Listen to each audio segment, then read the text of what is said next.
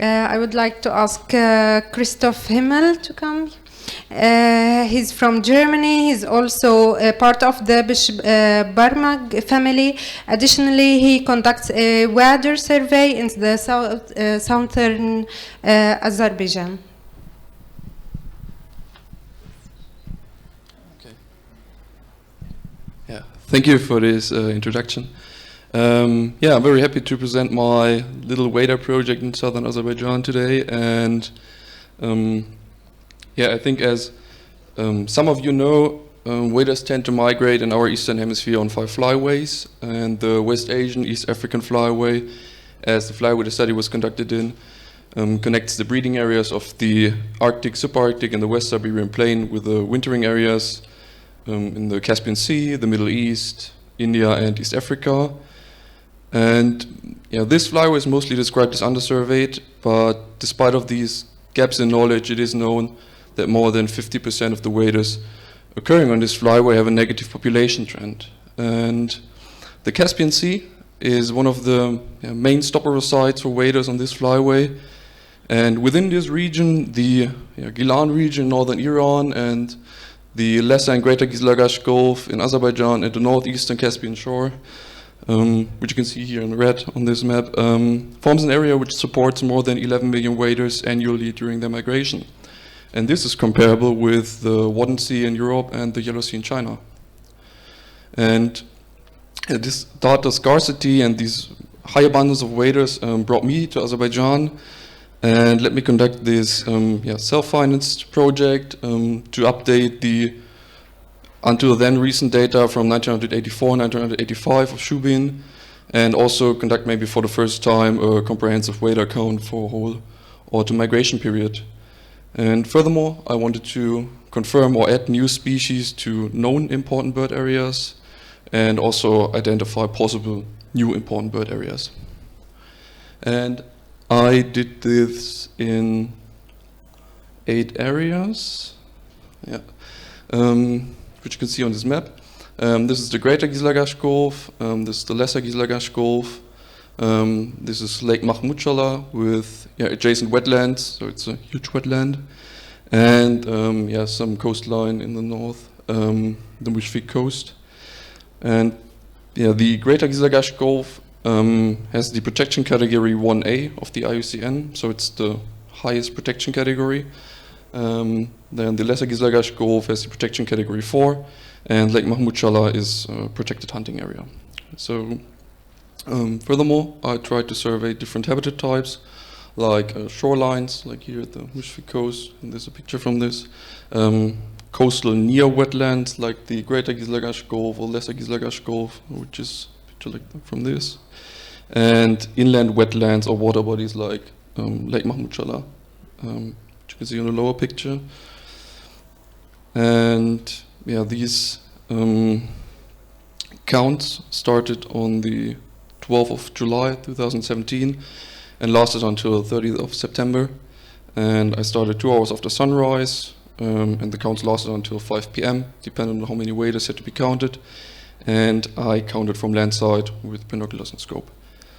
The Greater Gizlagash Gulf was counted 2 times per week since I wanted to focus on this area, and the other areas were counted once per week.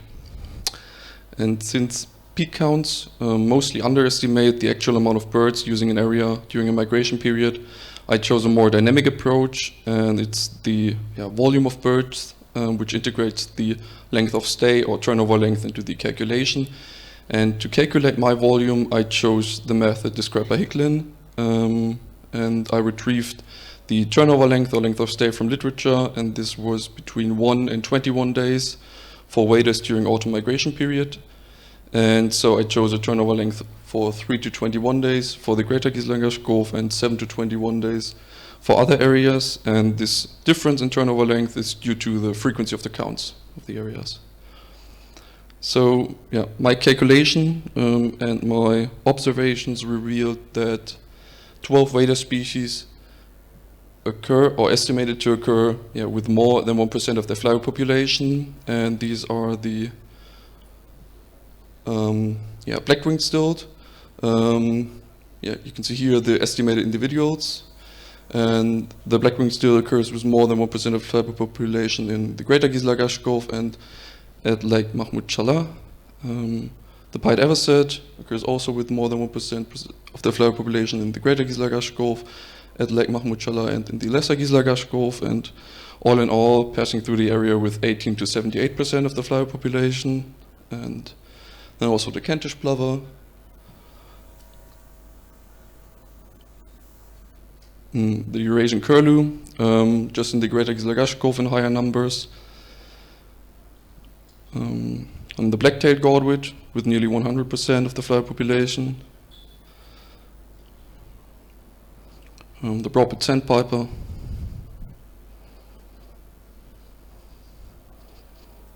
And the dunlin.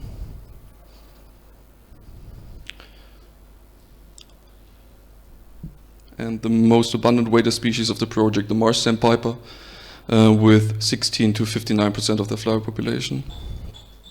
Then the common redshank,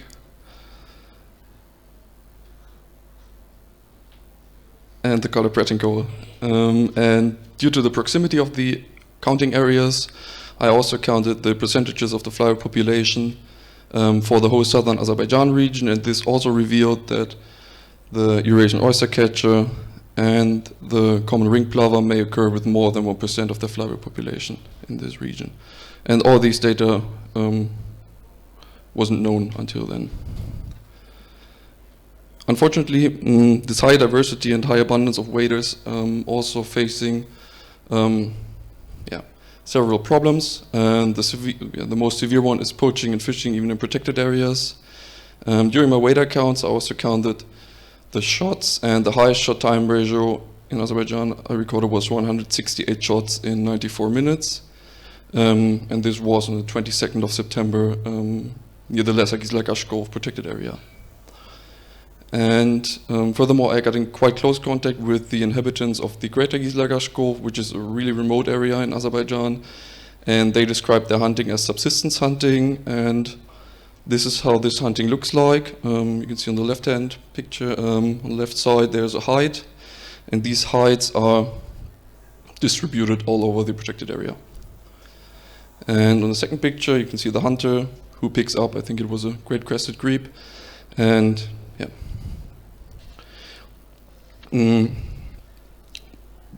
especially in winter month, this hunting pressure increases due to the low agriculture activity, and then these hunters also sell their shot birds at the street.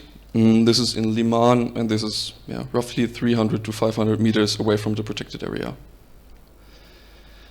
And additionally to this more or less subsistence hunting, we also have hunting tourism, which is quite popular for Arabs and Russians, and they spend a lot of money for this tourism. So some kind of hunting mafia established, and which makes hunting in protected areas possible. So since bird hunt is a common sport, a common food source, and some kind of tourism in Azerbaijan, 160,000 to 900,000 birds are killed annually illegally in Azerbaijan. And I unknowingly surveyed the top 3 kill zones outside of the Mediterranean. And the Lesser and Greater Gizlagash Gulf is responsible for 18% of the illegally annually killed birds outside of the Mediterranean. So furthermore, I recorded construction work in protected areas to a large extent, water extraction. The habitat loss is evident in the whole Middle East, and it is also in Azerbaijan. And the threat which was not known yet from this area is the netting of waders. And this occurs mostly during low water level situations when the fisher nets jutted 30 to 50 centimeters out of the water and then acted like mist nets. And they mostly catch terns or waders. But I've never recorded that the fishermen really use these birds as a food source yet. Because with the ongoing overfishing of the Caspian Sea, they may need to switch to another food source. And I think we all know how severe the impact of the netting of waders is on the East Asian Australasian flyway. So in one paper, it was mentioned that my method I chose may overestimate the populations, but I think in my case this is damned for the region due to the fact that I haven't surveyed other interesting areas because the access was prohibited, and I haven't implemented the visibility into my calculation. And this is a short example from the Greater Giselagash Gulf. You can see these dense Salicornia and Calamagrostis stands. And yeah, these are black-tailed godwits. Some are nervous, some already took off. And now you can see them.